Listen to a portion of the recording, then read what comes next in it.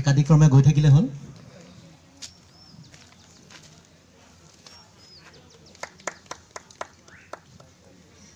ৰাজীৱ দলৈ,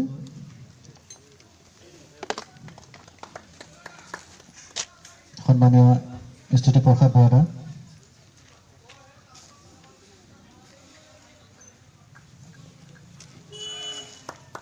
মাননীয় অৰ্জুন উপাধ্যায়,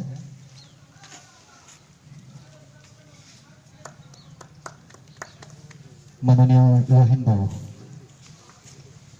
এজন থাকিছিল ক'ত গ'ল?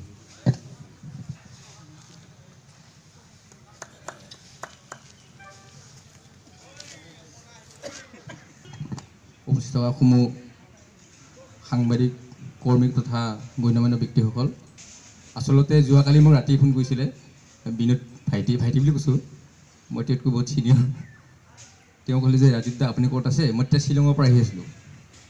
তেওঁ ক'লে যে মই অহাকালি আমাৰ গানটো শুভমুক্তি কৰিম, আপুনি থাকিলে ভাল হয়। মই ক'লোঁ ভাল কথা, যিহেতু আমাৰ গাঁৱৰ আহি থকা বা নিউ জেনেৰেশ্যনখিনি যিটো এটা ভাল চিন্তা কৰিছে, আচলতে এইখিনি চিন্তা আমি আগতে কৰিব লাগিছিল, বহুত দেৰি হৈছে। তথাপিতো সুন্দৰ পদক্ষেপ, অনাই বনাই ঘূৰি ফুৰাতকৈ বা আপোনাৰ কিছুমান বেয়া চিন্তা কৰাতকৈ আমাৰ যদি উঠি অহা প্ৰজন্মই, যুৱ প্ৰজন্মই এনেকুৱা পদক্ষেপ লৈ মই ভাবোঁ আমাৰ সমাজখন নিশ্চয় পৰিৱৰ্তন হ'ব। তপাতলি বুলি নহয়, গোটেই গাঁওবোৰতে পৰিৱৰ্তন আহিব। আৰু লাজৰ কথা, আমি গুৱাহাটীৰ মহানগৰত বাস কৰোঁ, কিন্তু আমি বহুত কাম নকৰোঁ, ভাল কাম নকৰোঁ আমি। আৰু আমাৰ ল'ৰা ছোৱালীবিলাক শিক্ষা বাদ দিছে আজিকালি। মেইন শিক্ষাটো লাগিব, কিন্তু নাম্বাৰ 1 শিক্ষা লাগিব। লাগে সি জেনেৰেলে পাছ কৰক, গ্ৰেজুৱেশ্যন কৰিব লাগিব, তাৰপিছতহে শিক্ষাৰ লগে লগে এই বস্তুবিলাক জীয়াই ৰাখিব লাগিব। সাংস্কৃতিকবিলাক নিজৰ সাংস্কৃতিক বুলি কোৱাৰ লগে লগে সকলো জনজাতিৰ নিজৰ কালচাৰ আছে, সকলোৱে জীয়াই ৰাখিব লাগিব। যেনেকৈ আজি আপোনাৰ কোৰিঅ'গ্ৰাফাৰ বিনোদ দলৈ আৰু ছিংগাৰ কি আছিল ৰাজবিন বড়ো আৰু নমিতা দৈমাৰী আছিল এক্ট্ৰেছ, আৰু কি নাম বুলি কয় ৰাগ অনিতম আছিল এক্টৰ।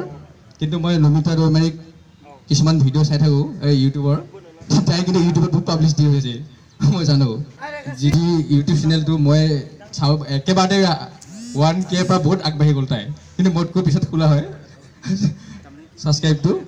আশা কৰোঁ। কিন্তু আজি এই অনুষ্ঠানত থাকি পেলাই আপোনালোকে দুই এষাৰ ক'ব কাৰণে মোৰ ভাল লাগিছে। আৰু অলপ আগতে আমাৰ বৰা দায়ে কৈ গ'লে কথাখিনি, সেনেকুৱাই আমি ভাল পদক্ষেপ ল'ব লাগিব, ভাল চিন্তা কৰিব লাগিব। কিন্তু বহুতে বহুত কথা ক'ব, এই ক্ষেত্ৰত আগবাঢ়োতে বহুতে বহুত কথা ক'ব ই পাৰিবনে, এইবিলাক কি কৰি আছে, টকাবিলাক এনে ঘৰত কৰি আছে, এনেকৈ বহুত কথা ক'ব এনেকুৱা। কিন্তু আমি যাতে অনাগত দিনত আহি থকা সময়ত যদি ভগৱানে সকলো ভালে ৰাখে, ইয়াতকৈ আৰু আমি বেছি উন্নতি কৰিব লাগে, সাংস্কৃতিক বুলি নহয়, শিক্ষা জগতত আৰু সমাজখন ডেভেলপ কৰিব লাগিব, হয় নে নহয়? সেইটোৱে বিচাৰোঁ মই। আমি বেয়া চিন্তা কৰি পেলাই অনাই বনাই ঘূৰি ফুৰিলে সময়বিলাক নষ্ট কৰিব নালাগে। কাৰণ অলপ আগত ক'লে জীৱনত নিজকে চিনাকি দিব লাগিলে বা জীয়াই ৰাখিব কৰিলে এই মহান কাম কৰিব লাগিব আমি। হয়, সাংস্কৃতিক বুলি খেলতো পাৰে আজিকালি, বহুত খেল খেলি পেলাই আজিকালি বহুত ডাঙৰ অফিচাৰ হৈ গৈছে, কিন্তু আমাৰ টপাতলিতো আজিকালি হোৱা নাই। কিছুমানে ইণ্টাৰভিউ হৈছে, সেইটো নকওঁ মই, কিন্তু বা দৌৰি পেলাই বা বক্সিং কৰি পেলাই বা কেৰেটে কৰি পেলাই, যেনে আজি বিনোদ কুম্পাং, তেওঁ বলীউডত অক্ষয় কুমাৰক, সুনীল চেট্টিক তেওঁক প্ৰশিক্ষণ কৰে, চুনাখণ্ডক কৰে। তেওঁ আমাৰ মাজৰ পৰা ওলাব লাগিব, আমাৰ ইয়াৰ পৰা ওলাব লাগিব। ইয়াতো কেৰেটে শিকাই থাকে, কিমান মই দেখা পাই থাকোঁ, কুম্ফু শিকাই থাকে। কিন্তু শিকিলে নহ'ব, চেষ্টা কৰিব লাগিব। যেনেকৈ দৌৰিব লাগে, দৌৰিলেতো নহ'ব নহয়, গৈ পেলাই এইবিলাকত পাৰ্টিচিপেট কৰিব লাগিব।